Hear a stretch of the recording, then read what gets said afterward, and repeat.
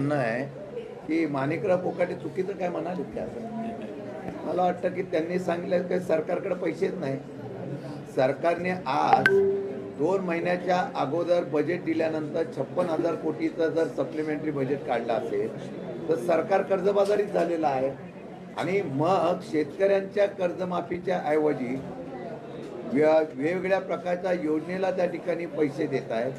माणिकराव कोकाटेंनी राजीनामा द्यावा ही मागणी महाराष्ट्रातल्या सर्वसामान्य शेतकऱ्यांपासून पक्षाच्या अनेक लोकांनी केलेली आहे.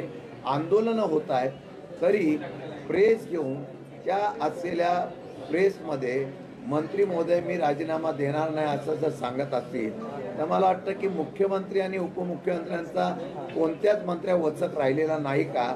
आणि जर अशा प्रकारचे बेताल वक्तृत्व करणाऱ्यांना जर मुख्यमंत्री किंवा त्यांचे उपमुख्यमंत्री कारवाई करण्यासाठी हातबल असेल तर मला वाटतं की राज्य सरकार आता टिकवण्यासाठी हा प्रयोग चाललेला आहे का मला वाटतं.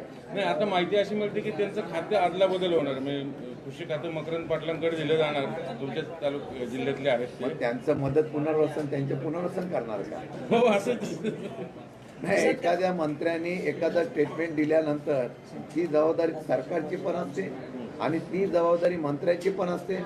आता मंत्र्यांनी काय केल्यानंतर मग त्याचं फक्त खातं बदलायचं हा नवीन पॉईंट मला वाटतं आता या ठिकाणी आलेला आहे. आपण जर बघितलं असेल तर महाविकास आघाडीच्या काळामध्ये काँग्रेसच्या कालावधीमध्ये ज्या ज्या मंत्र्यांवर त्या ठिकाणी ठपका ठेवण्यात आला त्यांनी राजीनामा दिला.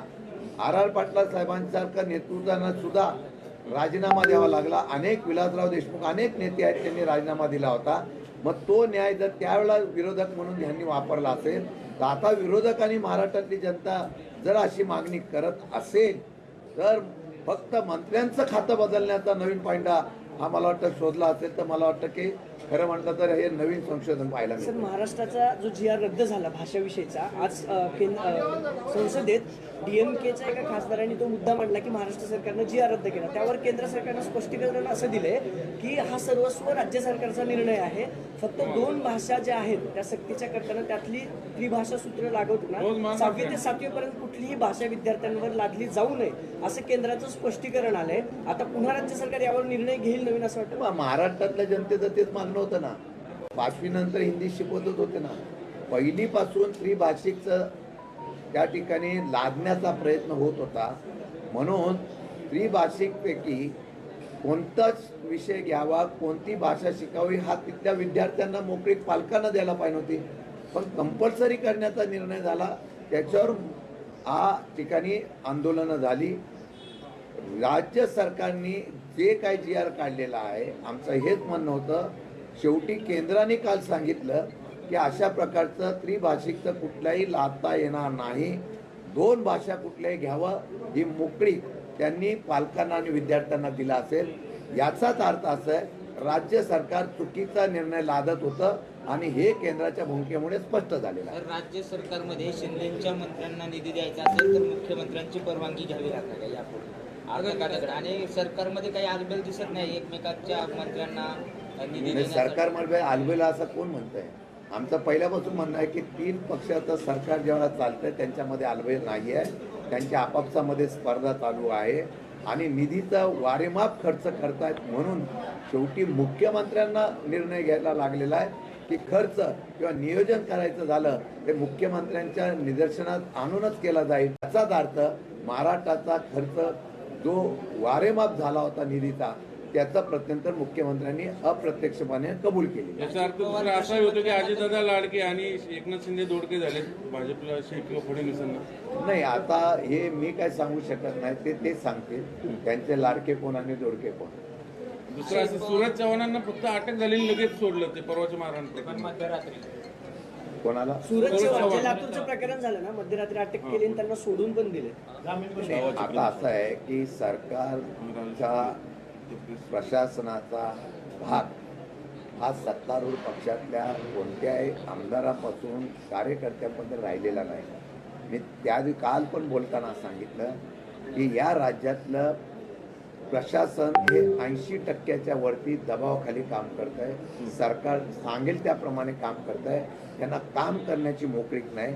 त्यामुळे कोणाला सोडायचं, कोणाला आत टाकायचं हे सुद्धा वरिष्ठ ठरवतील. वरती ठरवल्यानंतर त्याची इम्प्लिमेंट खाली होते.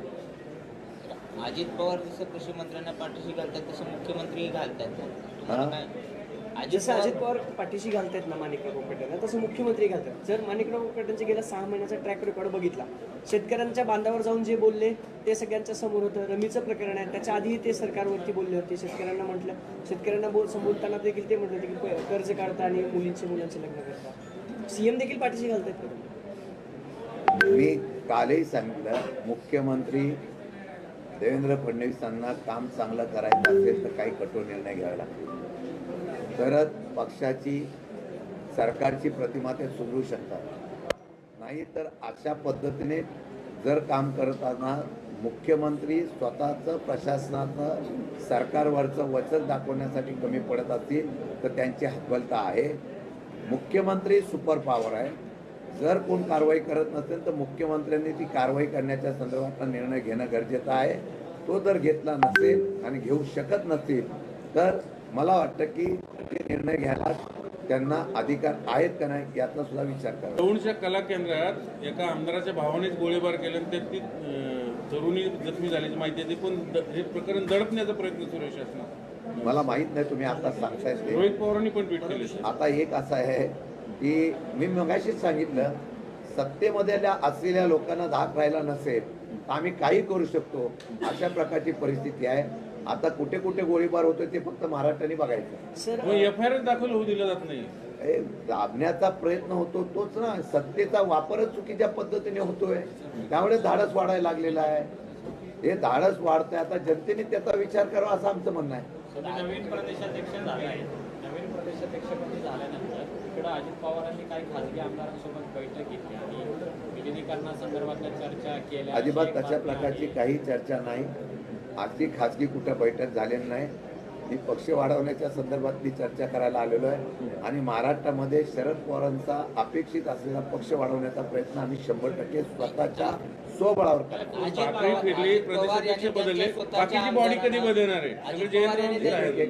अजित पवार यांनी त्यांच्या स्वतःच्या विश्वासू 4-5 आमदारांना बैठक घेतली आणि त्याच्यावर विचार सुरू केलेला आहे. मला याच्या बाबतीमधली काही माहिती नाही. त्यांच्या पक्षामध्ये त्यांनी काय निर्णय चर्चा केल्याचे मला माहीत नाही आणि आमच्यापर्यंत अशा प्रकारची कुठली चर्चा असल्याच्या घडीनं नाही. आम्हाला शशिकांत शिंदेची बॉडी कधी बघायला मिळेल प्रदेशमध्ये? आता आहे ती सगळे जयंतरावांचीच आहे. या बैठकीमध्ये आता आम्ही, जयंतराव सुद्धा माझे नेते आहेत. पक्षाचा अडचणीच्या काळामध्ये त्या नेतृत्वाने पक्ष मजबूतीने उभा केलेला आहे. शरद पवार साहेब, जयंत पाटील साहेब, सुप्रियाताई असतील, अनिल देशमुख, राजेश टोपे, आम्ही जितेंद्र रावळ, आम्ही सगळे या नेतृत्वाच्या माध्यमातूनच पक्षाची बॉडी बांधणार आहोत. आता ज्या बैठका चाललेल्या तो आढावा मी तोच घेतोय, अपडेट घेतोय. कोण काम करतोय, कोण नाही काम करतोय. जो काम करणार असेल त्याच्या पाठीवर थाप भेटेल. जो नाही करणार असेल त्याला फक्त सांगा कार्यक्रमात बदल होणार की नाही? मी आताशी बैठका सुरू केलेल्या आहेत. मला थोडा वेळ तर द्या. आता काम करणारी कार्यकारिणी एवढी ऍक्टिव्ह पाहिजे की आवाज दिला की महाराष्ट्रामध्ये उतरून आंदोलन करण्याची ताकद करणारी कार्यकर्ते मिळतील. योग अध्यक्षांचं वय मर्यादा काय आहे की नाही तुमच्याकडे? योग अध्यक्षांच्या पदासाठी काही वय मर्यादा आहे की नाही असे तुमचे लोक विचारतात. सगळी मर्यादा आहे आणि सगळ्या मर्यादेच्या निकषामध्ये बसूनच निवड केल्या जातात. सर, विधान परिषदेचा एक प्रश्न आहे. अंबादास दानवे जे होते त्यांनी आता त्यांचे टर्म संपले आहे, पण आता ते शिवसेना ठाकरे गट पुन्हा दावा करणार आहे विधान परिषदेच्या विरोधी पक्षनेतेपदी. तुमचं पक्षाच्या माध्यमातून महाविकास आघाडी म्हणून बसू. त्यावेळेला जो विषय होईल ऑगस्टच्या महिन्यामध्ये ते निवृत्त होत आहे, त्यावेळेला एक मताने विरोधी पक्षनेत्याचं नाव निश्चित केलं. नवीन कार्यकारिणी कधी बघायला मिळणार तुमची? विधानसभेत शिवसेनेचे यांनी मागितलेलं आहे ना, भास्कर जाधवांना दिलेलं आहे.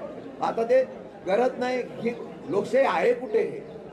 विरोधी पक्ष नेत्याचा आवाज, विरोधी पक्षाचा आवाज दाबण्याचा प्रयत्न होतो. विरोधी पक्षनेता निवडला पाहिजे ही मागणी मागच्या अधिवेशनापासून ते करतच नाहीत ना. पण जनसुरक्षा कायद्यावर कुठं भूमिका घेतली तुमची पक्ष? 100% घेतली. आम्ही त्या कमिटीत होतो म्हणून मी अगदी ठासून बोलतोय. आम्ही त्या कमिटीत होतो म्हणून सर्वसामान्य पक्ष, संघटना सगळ्या ज्या असतील, ज्या आंदोलन करू शकायचा शंका होती की त्यांना या कायद्याच्या चौकटीत बांधलं जाईल.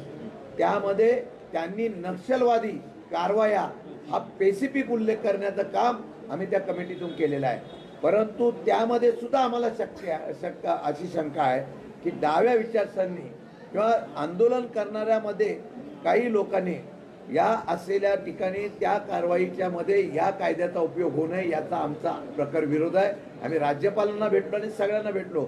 आम्ही त्या कमिटीमध्ये जे मुद्दे मांडले ते घेतले गेलेले आहेत, काही घेतले नव्हते त्याच्याबद्दल राज्यपालांकडे गेलो. मी आज ठामपणाने सांगतो की नक्षलवादाच्या बाबतीमध्ये आम्ही जर विरोध केला असता तर आम्हाला नक्षलवादाला पुरस्कृत करता म्हणून सांगितलं असतं. आम्ही सांगितलं नक्षलवादीच्या संदर्भामध्ये जी कारवाई करताय त्यासाठी फक्त हा कायदा आहे हे शासनाच्या वतीने सरकारच्या वतीने आम्हाला सांगण्यात आलं. विधिमंडळात पण मुख्यमंत्र्यांनी तसंच सांगितलेलं आहे. त्याचा गैरवापर झाला तर निश्चितपणे त्याला आम्ही आव्हान देऊ. तुम्ही म्हणता नक्षलवाद्यांसाठीच हा कायदा आहे, शासनाने तसं सांगितलेलं आहे. मग उजव्या कट्टरवाद्यांचं काय, त्यांच्यासाठी काय वेगळं कायदा नाही का? त्यांना काय नाही याच्यात? उजवा कट्टरवाद कुठे आहे ते मला एकदा कळून द्या. असं आहे, उजवा डावा कट्टरवाद आम्ही समजत नाही. सरकारच्या विरोधामध्ये जे कोणी आंदोलन करतील, सरकारच्या विरोधात ज्या काही संघटना असतील, जो कोणी व्यक्ती असेल तो राज्य सरकार केंद्र सरकारच्या भूमिकेमध्ये किंवा एखाद्या विषयासंदर्भात आंदोलन करत असेल त्याला कुठल्या प्रकारची बंदी होऊ नये याची प्रकर्तेने आम्ही काळजी केलेली आहे. त्यात जर कोण अशा प्रकारचा प्रयत्न करून तो कायदा लावायचा प्रयत्न केला तर 100% आम्ही जाऊ. सर, अजित पवार आणि सुनील तटकरेंमध्ये ना माणिकराव कोकाटेंच्या बाबतीत काही चर्चा झाली, दिल्लीतनं फोन झाले. माणिकराव कोकाटेंचं नाही, खातं मला बदललं- त्याची मला कल्पना नाही, खातं बदलण्याचं बोललं जाते. मी मगाशीच सांगितलंय खातं बदलून या विषयावर पांघरून घालता येणार नाही. खातं बदलण्यापेक्षा राजीनामा पाहिजे ही भूमिका आमची ठाम आहे. घ्या परदेशात भरारी, तेही सर्वसामान्यांना परवडणारी. 1 रुपया भरा आणि थायलंडमध्ये फिरा. सचिन इंटरनॅशनल घेऊन आले आहेत जगातली सर्वात स्वस्त परदेश टूर. पूर्ण 5 दिवसांचं पॅकेज आता फक्त 32,999 रुपयांमध्ये. पॅकेजमध्ये विमान प्रवास, हॉटेल, ब्रेकफास्ट, ट्रान्सपोर्ट आणि प्रेक्षणीय स्थळे. सचिन इंटरनॅशनल 18 वर्षांपासून पर्यटन क्षेत्रातील एक विश्वसनीय नाव.